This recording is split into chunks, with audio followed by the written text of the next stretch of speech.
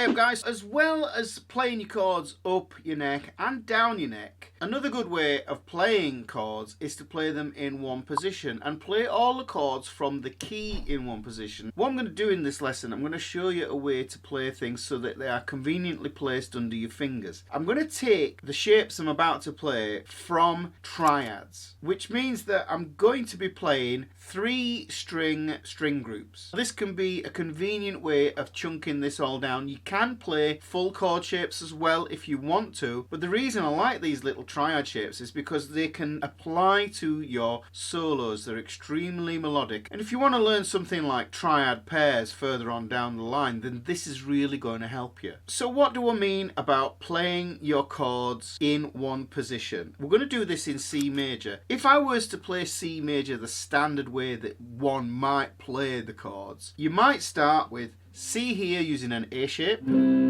a D minor here, an E minor here, F, G, A minor, B minor 7 flat 5 there, which we can have down here as well. That gives you command of those chord shapes moving up and down the neck. But the thing with that can be unwieldy is, say you want to move from chord 1 to chord 6, then what we have to do is we have to go all the way up the guitar neck, and then we get to chord 6 here. What it does is it introduces a lot of movement.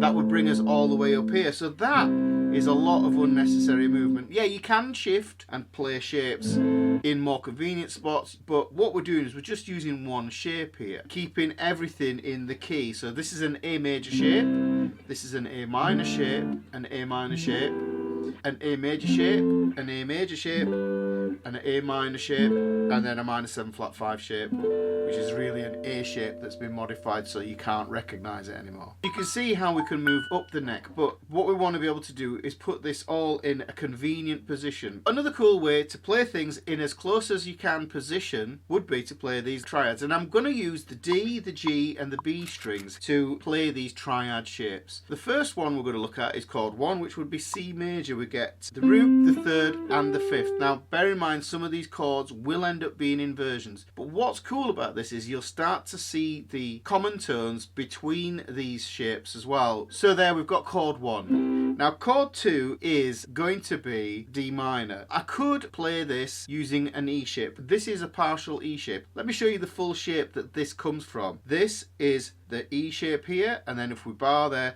that's where that little triad shape is coming from. Remember, I'm only using the D, G and B strings in this, so if I wanted to play that there as the full chord, that's what it would be. And if I wanted to play chord 2, I would move up a step and change the E shape to be a minor shape here. And then what happens, if I go back to the string group, then I get this shape here. Now to be frank, that chord 1 there to this chord 2 here, there isn't much in it position wise, but what we can also do is we can find this in a lower part of the fretboard. So if I take this chord 1 here, I know that my chord is going to be a D minor, and what I'm going to do is I'm going to borrow from this A minor shape D minor here. And you can see I actually get an A minor shape here. We know that this is the 5th, the root and the 3rd, so this is a second inversion of that minor. So let's put those two together. We get chord 1 here, chord 2 here, which is minor. Or we could have it up here, but for today's exercise we just want them as close as we possibly can to this chord 1 position. Something to note with this, if you saw that this was an E shape and this was an E minor shape, you'll see that we get these two shapes here, and you'll find that your major and your minor shapes are going to be these triad shapes here.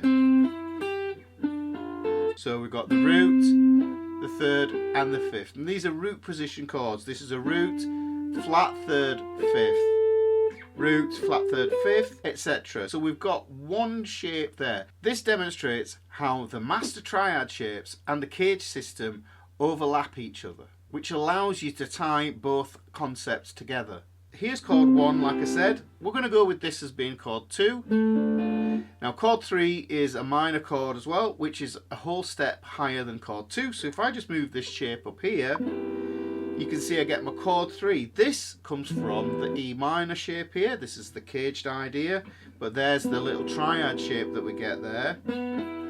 5R flat 3 there. Look at how close that links to the major. There's chord 1, there's chord 3. And you can see how you will be able to visualize these relationships between the chords in these triad shapes. Now, if you know your CAGED system, you'll know that if you take an A shape like this, or like this, or like this, then you flatten the third. That's how you get that A minor shape. So we've got a major shape, 5R3, minor shape, 5R flat 3. Let's apply this up here, and we can see that if we've got our chord 2 like this, 5R flat 3, chord 3, 5R flat 3, then if we move up here, we're just going to get an A shape, and it's a major one because this is going to be our F major chord. If I was to play the full bar chord, it would look like that. But remember, we're only playing these triads on the D, G and B string. So there you get the fifth, the root and the major third. Let's put that together again. Let's go up those chords again. C, D minor, E minor, F. Okay, so we've got the F in there as well. All we've really done is we've utilised the E shapes and the A shapes so far. We're going to introduce another shape now. And the next shape we're going to introduce is born of the C shape here. This is a G using the C shape. We're extracting just the triad on that string set. So you see here, what happens is we get the third, we get the fifth, and then we get the root. And this leads to this lovely little interesting shape here. And it just goes to show that if you wanted to play something like a 1-4-5 progression, we've got 1, 4, 5. Very easy to find, very economical, not much moving around at all, which makes it useful for superimposing over a scale pattern, for example. The next chord is chord 6, and what we're going to do is we're going to use a C shape again. This C shape is a bit of a monkey to hold on to. This is the minor C shape here, and because of its unwieldiness, we don't really play it that much as a full bar chord. If your fingers can do this, congratulations, because mine certainly can't. They're too short and they're too stumpy. What I want to extract from this is that string set grouping again. It's going to give me this flat third, the fifth, and the root here. And we get this little shape here. This is a lovely way of playing a minor triad. So that is actually a C shape. And if we link it to the chord 5, then you start to see that if this is the third and I flatten that third, this is how I get that minor triad shape. So moving this here, this is A minor, and this is G. And I just think of those as being C shapes. So there's a C-shaped minor triad, and there's a C-shaped major triad. Now all that's left is to find the diminished triad. Now if we think about this diminished triad, it's going to be stacked minor thirds, because that's what the diminished is. And this is a B triad that we're going to use here. And actually it's probably easier for me to just use an E shape. So I'm going to play the B here on the 9th fret of my B string here. If you imagine, if I wanted to start with this as being a B major chord, and I flattened the third, if this is the root, flatten the third, and then flatten the fifth, then I get this little diminished triad here. So this would be what I would play for chord 7. I'm going to play the triad shapes using the chord name for the key that we're in, but I'm also going to use the Roman numeral name so that you can apply this framework, and then the beauty of it is you can move this to other keys. This is why it's so cool. We've got chord 1, which is C major, chord 2, which is D minor, chord 3, which is E minor, chord 4, which is F, chord 5, which is G, chord 6, which is A minor, and then we finish on this B diminished here, and we can resolve up to our chord 1 again.